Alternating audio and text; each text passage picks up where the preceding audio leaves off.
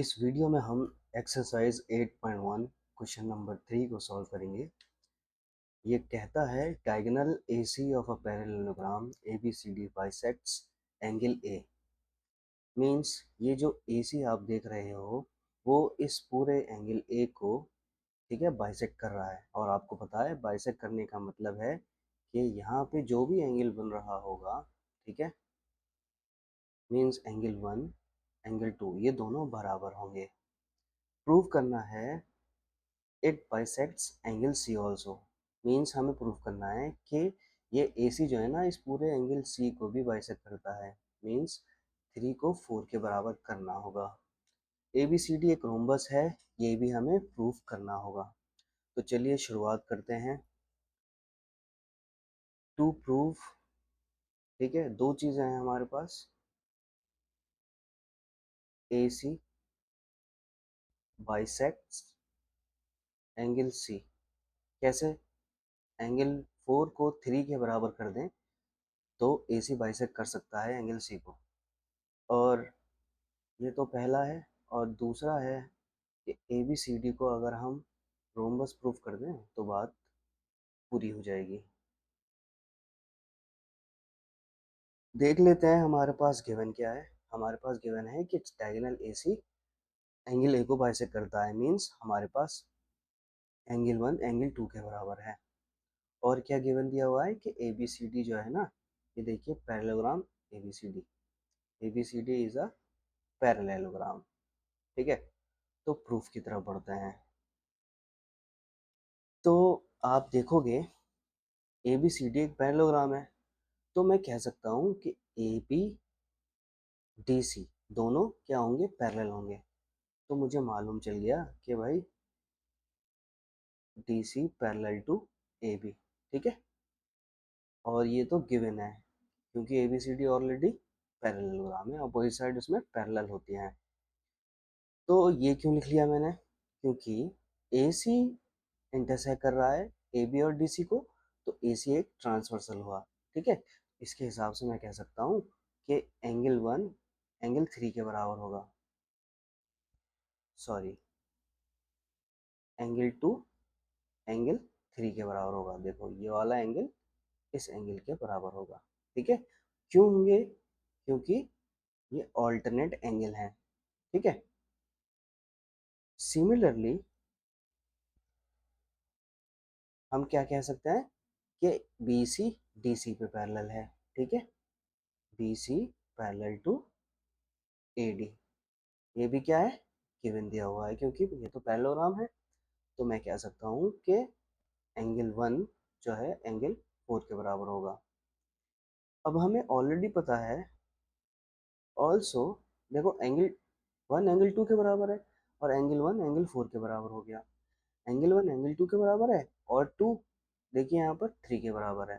तो मैं कह सकता हूँ कि एंगल 1 इक्वल टू एंगल 2 और एंगल 2 एंगल 3 के बराबर है। एंगल 1 देखिए 2 के बराबर भी है तो वो 4 के बराबर भी है। तो यहाँ से ये पता चला भाई सारे एंगल क्या हैं, इक्वल हैं। तो मैं ये कह सकता हूँ कि एंगल 3 और 4 भी बराबर होंगे। देखिए सारे एंगल बराबर है।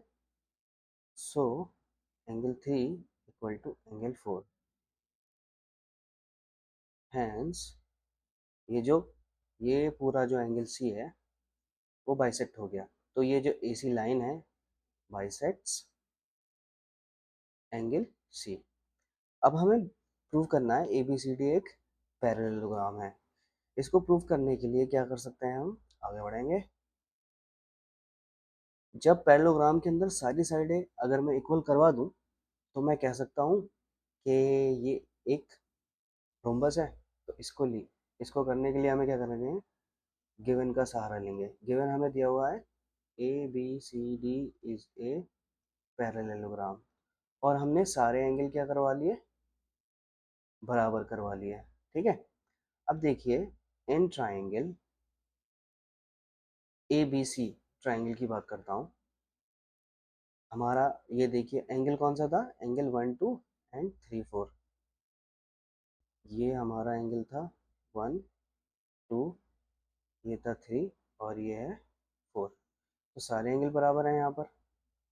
तो मैं कहना ये चाह रहा हूँ कि ट्राइंगल ABC के अंदर आप देखो एंगल 2 बराबर है एंगल 4 के। अब देखिए किसी भी ट्राइंगल के अंदर ये एंगल अगर बराबर होते हैं तो इनके अपोजिट में जो साइड्स होती हैं वो भी क्या होती हैं, बराबर होती हैं। तो देखिए ABC एंगल 2 के अपोजिट में क्या है, BC है। तो मैं कह सकता हूँ BC बराबर हो जाएगा एंगल 4 के अपोजिट में AB है। तो ये दोनों बराबर हो गए। यहाँ पे कह सकते हैं हम sides opposite to equal angle equal होते हैं, इक्वल एंगल्स। ठीक है। अब हमने ये प्रूव कर दिया कि BC AB के बराबर है।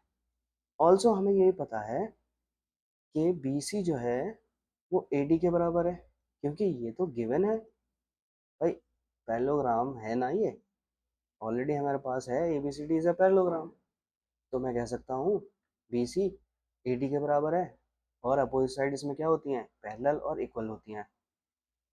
एंड AB जो है वो गिवन दिया हुआ है, वो DC के बराबर है। ठीक है। अभी हमने क्या प्रूव कर दिया, BC AB के बराबर है। हेयर हम क्या कह सकते हैं कि AB BC के बराबर है। ठीक है। और BC देखिए किसके बराबर है, AD के बराबर है। और DC किसके बराबर है, AB के बराबर है। देखिए DC। तो पता ये चला कि AB BC DC AD ये सब के सब क्या हो गए, इक्वल हो गए। और जब पैरेललोग्राम के अंदर सारी साइडें बराबर हो जाती हैं तो उसको हम रोम्बस कहते हैं। Therefore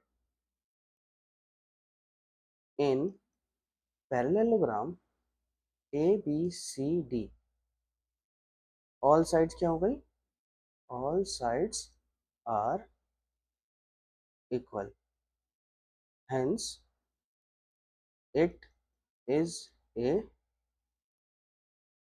rhombus. यही तो हमें प्रूफ करना था।